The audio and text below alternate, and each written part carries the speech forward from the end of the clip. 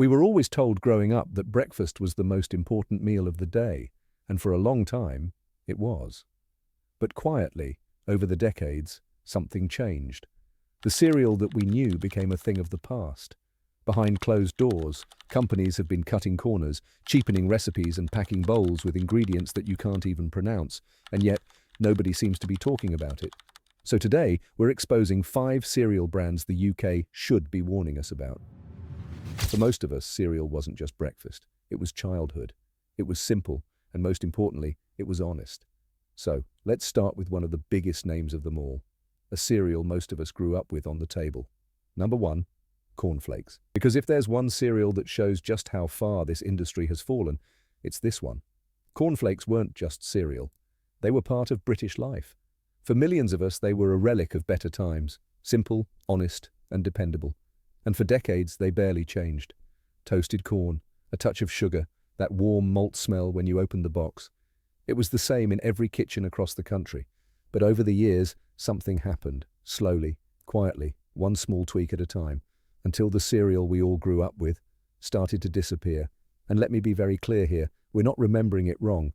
Cornflakes have changed. In fact, they've been changed more than once, and always in ways that benefited them, not us. Back in the late 80s and 90s, Britain was shifting fast. Supermarkets were taking over, factories were replacing craftsmanship, everything was about profit and cost-cutting, and cornflakes got caught in the middle of it. The flakes got thinner, the toasting changed, the flavor became lighter and far less rich, all of it done quietly behind the scenes, while the box on the shelf stayed exactly the same. They thought that we wouldn't notice, so they did it again. In the 2000s, the decade of Britain's health panic, everything suddenly had to be low sugar, low fat, low everything. And food companies treated that moment like a blank check to rewrite any recipe they liked. Cornflakes included. Industry reports show the sugar dropping from around 7.7 g per 100 g down to about 7.1 g. On paper, that sounds like a sensible decision, but here's what actually happened. That's roughly a 10% cut in sugar, while the price of the cereal increased by more than 20% in the same period. So yes, they removed a bit of sugar, but they added the difference straight back into the price. And when you pull flavor out, you don't magically keep the same taste. Something always fills the gap, replaced with artificial sweeteners and ingredients, more seed oils, more harmful ingredients, not to make it healthier, not to make it taste better, but to make the numbers add up. And just when you'd think things couldn't get any worse, along came 2010. A box that used to be 710 grams suddenly became 670 grams, but the price stayed the exact same. In some places, it went higher. So all of a sudden, we had less cereal, but they had more profit. The cornflakes we're left with today barely resemble what millions of us grew up with. If you eat a bowl of cornflakes today, you'll notice that the flakes snap immediately. The crunch vanishes in seconds, the color is paler, and worst of all, the taste is a faint memory of what it used to be. After over 40 years of shortcuts, maximizing profits and quiet adjustments, they've taken a great British breakfast and slowly thinned it down into something cheaper, lighter, and far more profitable.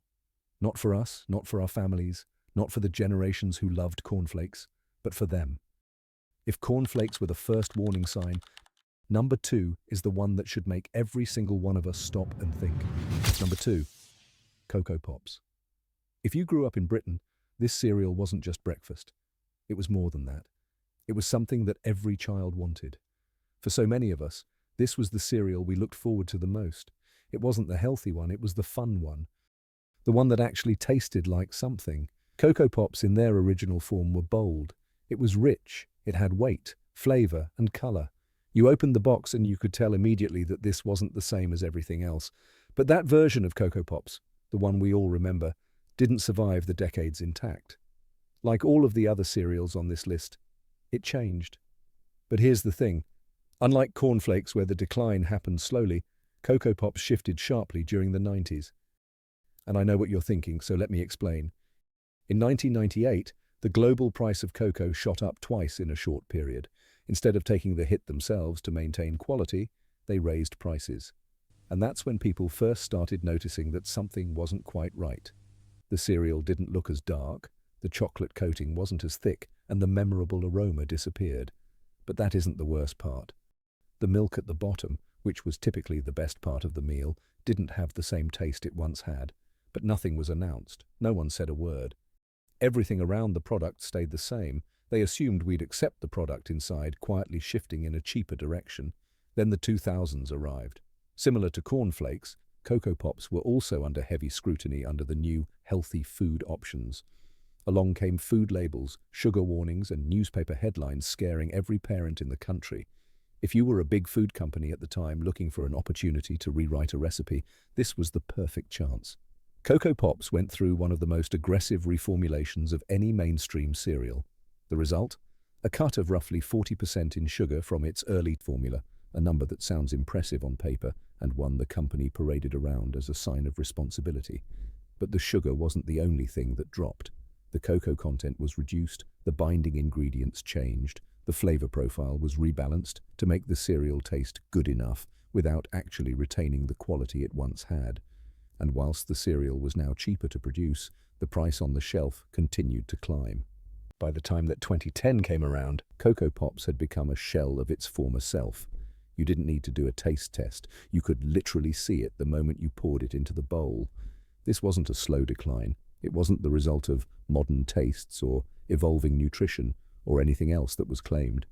It was the result of consistent, calculated decisions to cheapen the ingredients, reduce the quality, and stretch the margins, all while relying on nostalgia to keep people buying something that no longer resembles the thing they fell in love with.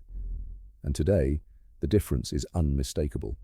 Not because we're older, not because our tastes changed, but because the cereal did. Not for us, for them.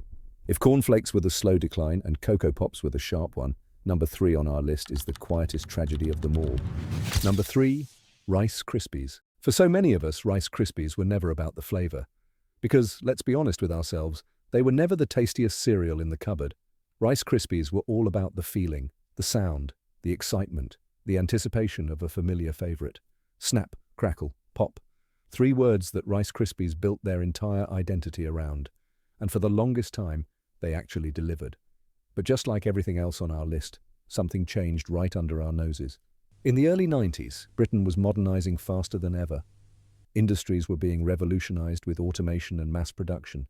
Millions of people lost their jobs, and the nation was changing every single day. Around this time, Rice Krispies were redesigned to fit the new world. They changed the formula to suit a slower, batch-style puffing. And whilst on the surface this doesn't sound like a big deal, the truth is much more harrowing. With the changes, the grains became lighter, much lighter.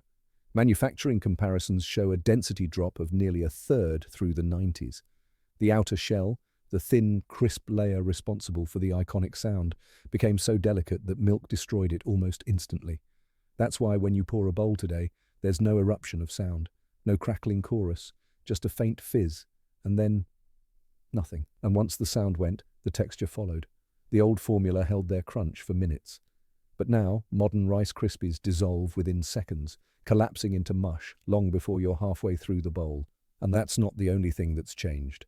Even the color is completely different.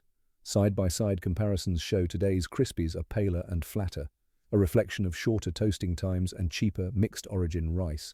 As Britain shifted towards a new era, Rice Krispies shifted with it, not toward better quality or nutrition, and certainly not toward the taste, but toward efficiency. Rice Krispies didn't just lose the little flavor it already had, they lost something far more recognizable, the feeling of life in the bowl, that sense of magic, the part kids remember, the part families loved. It didn't fade naturally. It was purposely engineered out. Bit by bit, year after year, all for one reason: scale and profit. Somewhere along the line, the goal stopped being to make a cereal worth remembering. It turned into making a cereal that was cheap enough to survive the produce line. Rice Krispies didn't lose their soul by accident. They had it processed out of them, all because the spreadsheets told them to. But for number 4 on the list, the story gets even stranger. Number 4, Special K. This is the first cereal on our list where the downfall wasn't just about sugar cuts, shrinking boxes, or cheaper ingredients. This one fell for a much darker reason, a reason that shaped the entire country. Special K occupies a strange place in British memory, because unlike the others on this list, it wasn't sold to us as a treat or part of our childhood. It was sold as an answer. It became the symbol of a particular moment in British culture, when almost every magazine cover, every TV advert, and anywhere in between that sold us the idea that health meant eating less. Special K's rise coincided with a different time in Britain, a time where we were moving closer and closer to more restriction. For many people, particularly women across the 70s, 80s, and 90s, Special K wasn't just a cereal, it was seen as a ritual, a daily attempt to be good, to eat responsibly, and to be healthier. Now, don't get me wrong, in those earlier years, the cereal at least seemed to reflect that promise. The flakes were thicker, built on wheat and barley blends with naturally higher protein and fiber. Special K kept you full because it had real substance. It tasted closer to real grains rather than cheap processed junk. As diet culture exploded, and companies realized the power and, more importantly, money behind selling aspiration, the cereal quickly changed. Not because it was getting better, but because the branding became more important than the food itself. Throughout the late 90s and early 2000s, manufacturers began replacing the heavier grains with cheaper rice-based mixes. Whilst it made production faster, the product itself drastically changed. A bowl that once genuinely held you through the morning now left people hungry again within an hour. And while this was happening, where other cereals lowered sugar content, Special K's sugar content kept growing, peaking at a 14% increase before complaints. The problem is that Special K was marketed as the epitome of healthy living, but all the while, the product was slowly changing its formula to something that did not reflect the branding. Looking back, it's easy to see how it fed into the pressure that so many people in Britain felt, especially women who had been brainwashed by the media to look a certain way. Nutritionists would later criticize it as unsustainable and nutritionally weak, but by then, the damage was already done. Millions had built their routines around a cereal whose recipe was changing faster than the public realized. But the thing is, the marketing never changed. Whilst the product was constantly changing, the message remained the same. If you pour a bowl today, you can feel it immediately. The flakes are thinner and far more fragile, almost weightless, breaking apart in your hand before they even reach the bowl. The once grainy, hearty texture has been replaced with something flat and brittle. The flavor is faint, shallow, and almost artificial, as if the cereal is trying to imitate what it used to be without ever fully achieving it.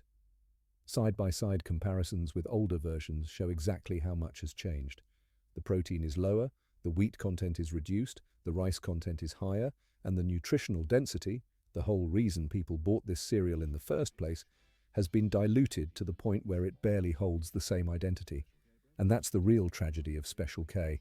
It didn't just get worse, it drifted away from its purpose.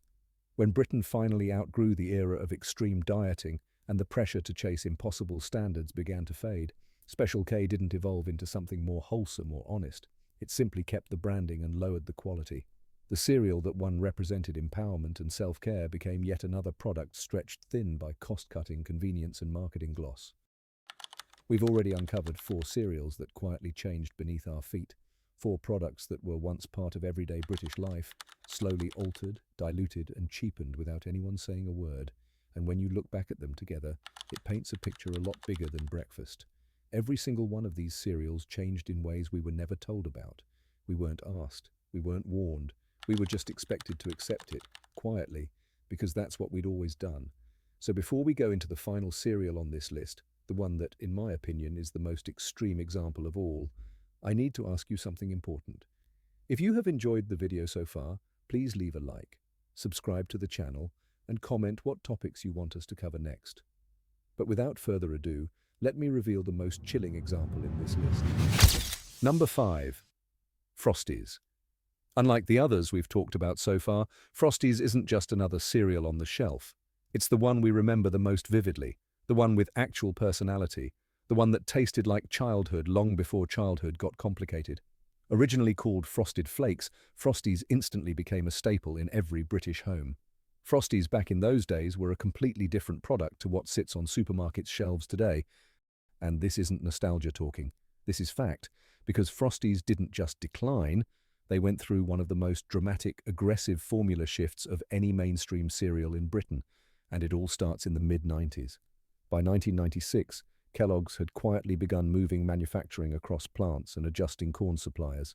It sounds harmless, but this is where everything starts. Older Frosties were made from higher-grade flaked maize, toasted longer, and coated using a slower glazing process that gave each flake that thick, crystallized sugar crunch people still talk about today. But as corn prices rose internationally and Kellogg's expanded production, you guessed it, things changed. The corn quality dropped, the toasting time was reduced, the glaze went from a crystallized coating to a thinner sugar film. Ask anyone who grew up with Frosties, they used to glitter. Their famous frosted look was completely eradicated by the early 90s. The early 2000s was a turbulent time for any cereal company, and Kellogg's was facing a huge problem. Frosties were iconic, but very expensive to make. Those thick golden flakes went through an extensive yet structured process. They were toasted for a long time, they had more sugar, high-quality ingredients, and overall, they really were the market leader at the time. In an effort to save on costs, Kellogg's switched from heavier sugar crystals to a cheap, high-sweetness blend, designed to give them the same taste for a cheaper cost. The result? The flavor didn't improve. It actually got sharper and more artificial. In other words, stronger sweetness, cheaper ingredients, worse flavor. This is why older Frosties tasted sweet and warm. And when you lay all of this out, the cheaper corn, the weaker flakes, the artificial glaze, the shrinking boxes, the rising prices, you realize something important. Frosties isn't an exception. It's the clearest example of the pattern we've seen all video long. Cornflakes slowly thinned themselves down. Cocoa Pops quietly lost the richness that made them special. Rice Krispies had the magic engineered out of them. Special K drifted so far away from its original purpose it became unrecognizable. And Frosties shows us what happens when a company realizes it can keep the branding exactly the same and change absolutely everything else. Because that's the thread running through all 5 cereals. Not one of them became better. Not one of them improved with time. Not one of them was changed with us in mind. For decades, we didn't question it. We trusted the brands we grew up with. But the food inside the boxes hasn't been the food we remember for a very long time. So the next time you walk down the cereal aisle and see the same colorful boxes you grew up with, the mascots, the slogans, the comfort of it all, remember this. The packaging stayed the same. The memories stayed the same. But the food inside is nothing like the cereal Britain was raised on. And the only question left is, if they were willing to change these 5, what else have they been changing that we haven't noticed yet?